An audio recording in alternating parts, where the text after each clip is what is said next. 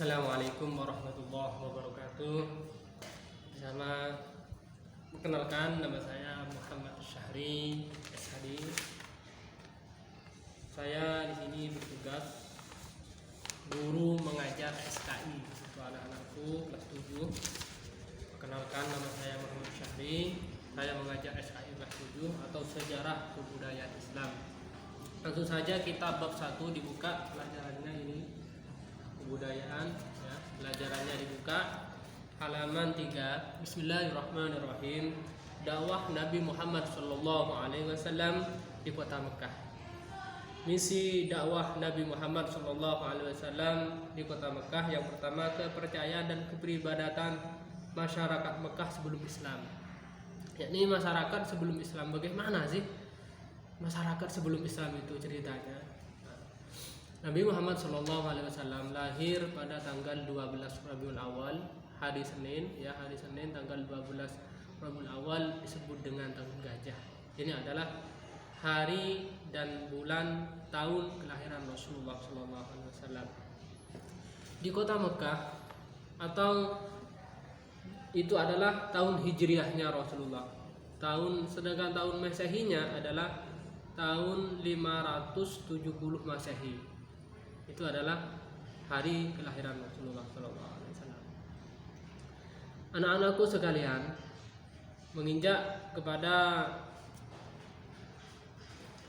sejarah ini di mana Rasulullah SAW sebelum berdakwah di kota Mekah.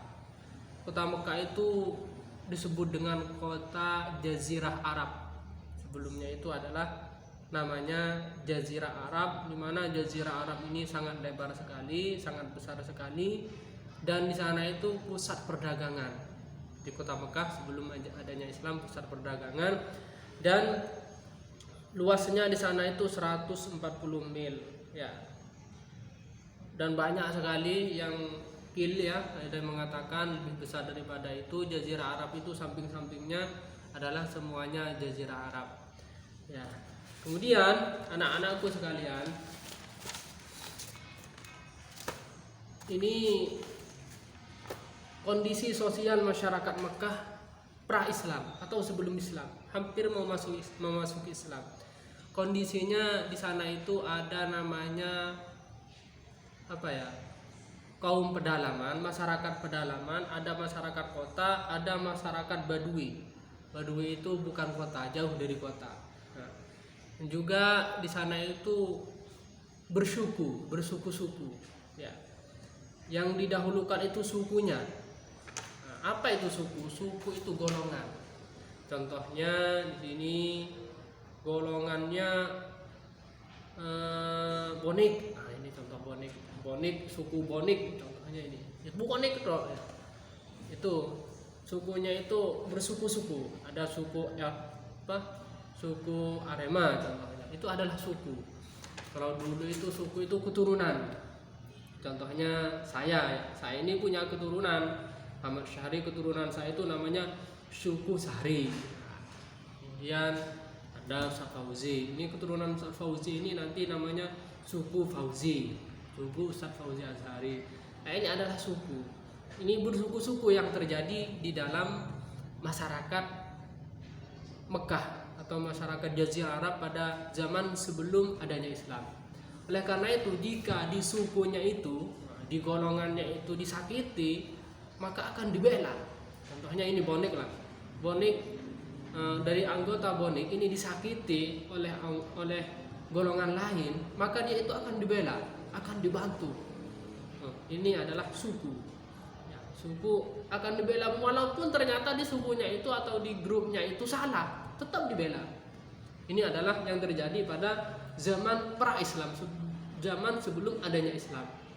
Nah, kondisinya di masyarakat sebelum Islam. Kemudian di sana itu yang terjadi itu dulu itu belum kenal namanya pertanian dan perdagangan ya, sebelum Islam ya, belum mengenal ya. Mereka itu hanya membuat kemah dulu di kota Mekah itu, membuat kemah, kemudian ya biasa ya, mencuri itu biasa di sana itu dulu sebelum adanya Islam. Kalau ada orang lewat dicuri ya. yang belajar menaiki unta, itu yang terjadi pada masa sebelum adanya Islam. Ya. Yang didahulukan adalah sukunya yang didahulukan. Ya, sukunya itu teman, ya apa ya, seperti tadi itulah keturunannya, suku Sahri, suku Auzi, dan suku-suku dan yang lain itu yang didahulukan.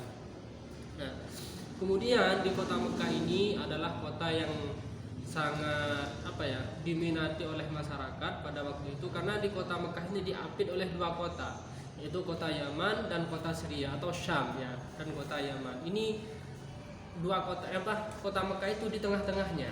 Ya. Akhirnya banyak diminati kalau orang Syam ya ke kota Mekah berdagang, dari kota Mekah ke Syam berdagang, sama dari kota Mekah ke Yaman itu berdagang.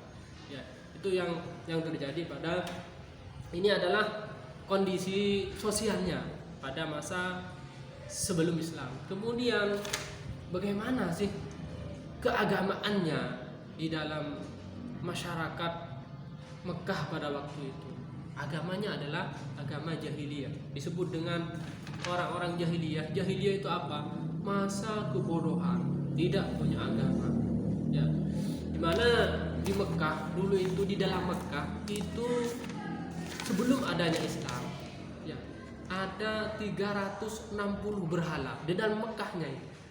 Ya, ini sebelum adanya Islam, di dalam Mekah itu terdiri 360 berhala. Oleh karena itu Mekah itu besar ya, Ka'bahnya itu, dalam Ka'bahnya itu ada 360 berhala.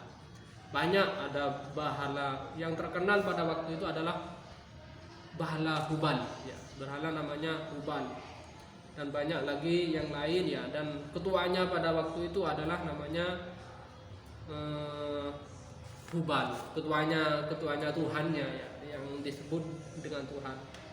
Ini adalah Mekah. Ya. Kemudian ya pada waktu itu masyarakat atau perempuan pada masa zaman jahiliyah ini tidak ada harganya. Tidak ada harganya masyarakat pada waktu itu ya. Perempuan pada waktu itu apa yang dilakukan? Ya. Perempuan tidak dapat warisan. Ya. Tidak dapat warisan, kemudian diperlakukan secara tidak layak. Kalau lahir anak perempuan dibunuh, dikubur hidup-hidup. Karena apa kok dikubur hidup-hidup? Karena ini kalau lahir anak perempuan ini menyebabkan kesengsaraan, kehinaan, kata keyakinan yang mereka lakukan pada masa itu. Ya. Pokoknya pada zaman jahiliyah atau zaman pra-Islam, sebelum masuknya Islam, keadaan yang terjadi pada waktu itu adalah masyarakat perempuan, martabat perempuan pada waktu itu tidak ada harganya. Ya, oleh karena itu umat Islam menempatkan perempuan itu di derajat yang tinggi. Adanya perubahan perempuan menjadi derajat tinggi setelah adanya agama Islam, setelah Rasulullah SAW berdakwah pada waktu itu. Ya. Kemudian anak-anakku sekalian, Rasulullah SAW pada waktu itu dakwahnya pertama kali yang nomor 3 halaman 6 ya, dakwahnya Nabi Muhammad pada masa awal, pada awal masuk Islam ya, di mana Nabi Muhammad SAW sudah dijelaskan tadi lahirnya tanggal 12 Rabiul Awal, hari Senin tanggal 12 Rabiul Awal tahun gajah. Kenapa kok disebut dengan tahun gajah? Karena pada waktu itu di kota Mekah Rasulullah ini lahir ya. Lahirnya Rasulullah di kota Mekah itu ada namanya raja dari kota Yaman ya, dari kota Yaman. Dia itu ingin menyerang iri dengan kota Mekah. Kenapa kota Mekah itu sangat diminati oleh orang-orang, oleh masyarakat? Kenapa kok nggak kota Yaman aja? Akhirnya Raja Abraha ini ingin menghancurkan kota Mekah agar orang-orang yang sering ke kota Mekah itu pindah ke kota Yaman. Sampai Raja Abraha ini membuat Ka'bah juga di kota Yaman. Nah, membuat Ka'bah agar orang-orang itu pergi ke kota Yaman.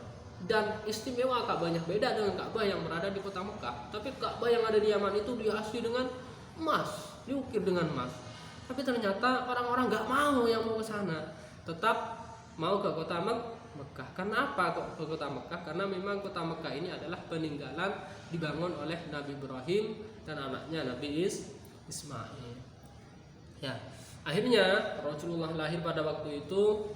Ya, pada waktu itu ketika mau lahir, kota Mekah ini sepi dari orang. Ya, kenapa kok sepi dari orang? Karena Raja Abraha ini ketika mau nyerang itu bilang ke paman kakeknya Rasulullah, namanya Abdul Muthalib. Abdul Muthalib ini dipanggil oleh Raja Abraha sebelum menghancurkan kota Mekah. Ya, dipanggil keluar dari kota Mekah Nabi Abdul Muthalib dan mengatakan, dan pada waktu itu Abdul Muthalib ini orang kaya. Ya, sampai diceritakan untanya Abdul Muthalib itu ada sebanyak 200 unta diambil oleh Raja Abraha. Akhirnya Abdul Muthalib dipanggil dan mengatakan agar meninggalkan kota Mekah, karena kota Mekah akan dimusnahkan, hilangkan kota Mekah, apanya Ka'bahnya itu. Akhirnya Abdul Muthalib mengatakan itu adalah miliknya Allah, bukan siapa yang, intinya begini katanya Raja Abraha, kenapa kok bisa Mekah ini istimewa, hebat, banyak diminati oleh orang-orang, katanya Raja Abraha. Akhirnya Abdul Muthalib mengatakan kalau masalah Mekah ini adalah dari dulu sudah ramai, dan itu adalah Mekah itu adalah miliknya Allah, bukan miliknya pribadi. Akhirnya kalau bilang begitu, setelah bilang begitu Abdul Muthalib, intinya ya kesimpulannya ini biar gak lama-lama, Raja Abraha mengatakan, kamu masyarakat yang ada di kota Mekah untuk sementara minggat dulu, maksudnya hijrah, jangan ada di kota Mekah, karena setelah ini kami akan menghancurkan kota Mekah, katanya Raja Abraha. Ini sudah janjian dulu, ya, bukan langsung Raja Abraha itu menghancurkan kota Mekah, tapi janjian. Akhirnya pada waktu itu Abdul Muthalib pulang ke kota Mekah, kita bilang ke masyarakat untuk sementara jangan ada di kota Mekah, ya, keluar dari kota Mekah, mengasingkan diri dari kota Mekah, karena Raja Abraha akan menghancurkan kota Mekah. Akhirnya pada waktu itu semuanya masyarakat keluar semua dari kota Mekah, ya, nah, kecuali Aminah, ibunya Rasulullah, ya, dan juga Abdul Muthalib ini tidak keluar dari kota Mekah. Ya, sepi di kota Mekah itu, sepi, gak ada orang. Ya sebagian ada, ya, termasuk pamannya. Nah, akhirnya pada waktu itu tanggal 12 Rabiul Awal ini Rasulullah lahir.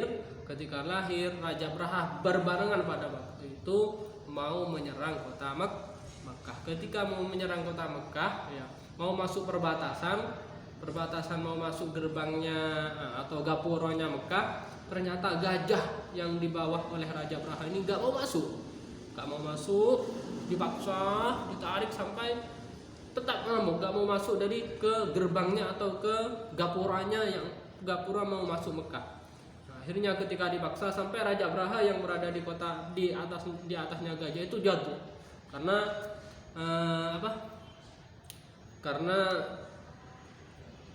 gajahnya tidak mau masuk, ngamuk. Akhirnya setelah itu Allah mengutus namanya burung ababil, sebagaimana ayat Al-Quran dijelaskan bahwa Allah berfirman, alam tara kaifa fa'ala rabbuka bi ashabil fil alam yaj'al kaidahum fi tadlil wa arsala 'alaihim tayran ababil tarmihim bi hijaratin min sijil mamdud tarmihim bi hijaratin min sijil fajalahum kasrim ma'kul, yang artinya Allah mengutus, intinya ya, dan enggak lama-lama ini sudah Allah mengutus burung ababil ini membawa batu yang panah dari api neraka. Kemudian dilemparkan kepada pasukan dan gajahnya Raja Abraha, dan semuanya meninggal.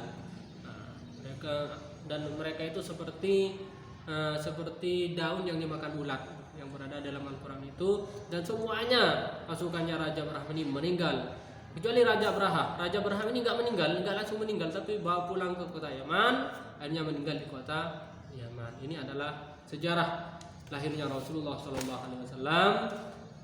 Intinya bisa dipelajari sendiri. Ini sudah waktunya sudah 14 menit, hampir 15 menit. Intinya oleh kalian dibaca, dan jangan lupa ya, ingat diperhatikan ini, jangan lupa kalian itu tugasnya adalah, karena ini pertama kali, kalian tugasnya adalah jangan lupa subscribe ya, dan hidupkan loncengnya, dan jangan lupa kalian bisa dianggap hadir oleh saya, komen di YouTube. Gak boleh komen di WA ya, komen di YouTube-nya. Namanya nama kelas hadir gitu ya, nama kelas hadir. Kelasnya hadir. Ingat, komennya di YouTube, jangan komen di WA. Saya nggak terima kalau komen di WA. Mungkin itu saja pertemuan kali ini. Mungkin dilanjutkan minggu mendatang. Kurang lebihnya, wassalamualaikum warahmatullahi wabarakatuh.